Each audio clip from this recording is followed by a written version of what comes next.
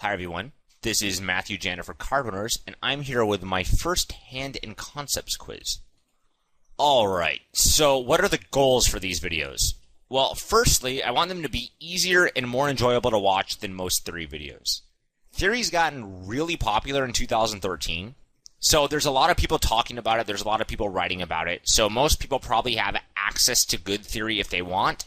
But learning theory is usually more difficult and for a lot of people less enjoyable. So for these videos, I don't want that to be the case. I want them to be, easier and comfortable to watch. So this is something you could do to, improve your poker game without thinking you need to go to a room that's completely quiet and have, a calculator, a pencil, and a piece of paper with you. They're not going to be as difficult to watch. They also require no previous knowledge. So a lot of times in series, I'll have like 6 or 7 videos, and it's hard to watch the 5th video if you haven't watched the first 4. You don't need to have watched the previous videos for these to know what's going on. And they're going to help you find your leaks. So one thing that's kind of difficult when you're talking about like theory or if you're explaining concepts is they don't show you leaks you don't know you have. So if you know your 3-bet pot play is not very good, it's not that hard for you to go find a video on 3-bet pot play and learn. But the problem is if you have a leak you don't know about, that's much more difficult to identify. And these videos will hopefully showcase the leaks you have that you didn't even know were there. And a lot of times these leaks we find might be pretty low-hanging fruit that are pretty easy to fix. Alright, so in other words, theory videos are designed to teach you new concepts. Quizzes are designed to show you leaks you didn't know you had through hand examples. Additionally, these videos will not usually focus on one specific concept. You should be able to recognize the relevant concepts for a given hand. If you can't, you'll know you have a leak and you need to discuss it. So if you can't figure out like why we're making the decision we're making, what concepts are at play, then that's usually a good indicator that you have a leak in your understanding of a certain aspect of poker, and just mention it in the forums and someone will help you. Probably me. The other thing is if I stick with a consistent theme in these videos, you'll notice a pattern and will likely get quiz answers right that you might misplay in practice, because you're going to be looking for a specific concept in the hands we're talking about. The randomness will add to the difficulty and hopefully mimic how real poker is played. So you're going to get a lot of different concepts, a lot of different situations coming at you at once in these videos. Hopefully that'll make it kind of fun, and hopefully it will help you identify leaks. So the last thing I want you to note is since you can't solve poker, a lot of these answers are just going to be what I think is best.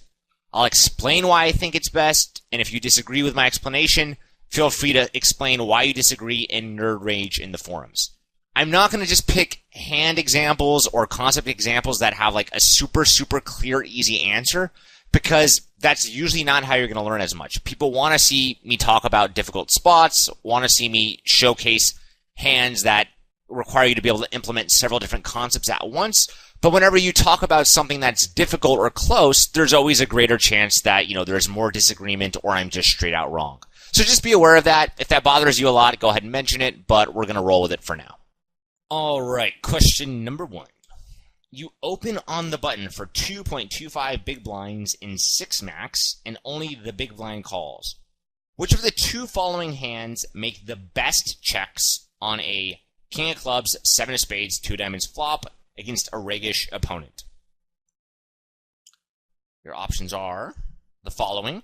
I would go ahead and pause right now and figure out what 2 hands you would check back in this situation, or if you don't check back 2, which hands you think would be the 2 best check backs if you had to check 2, and then, once you have your answer, unpause and listen to what I have to say.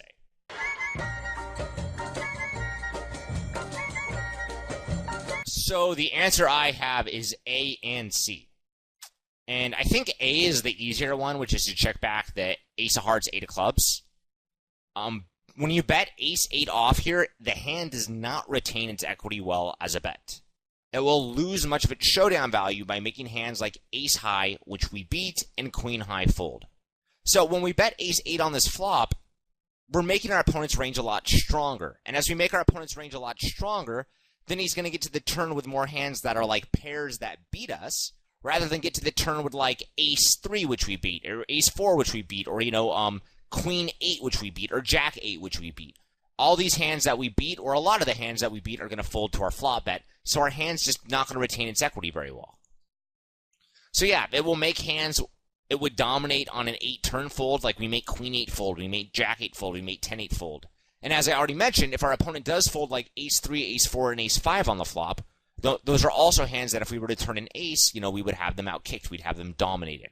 And we might make those fold on the flop as well. Also, this hand has no robust equity component. In other words, it cannot make a very strong hand. This is problematic as we make our opponent's range stronger by betting.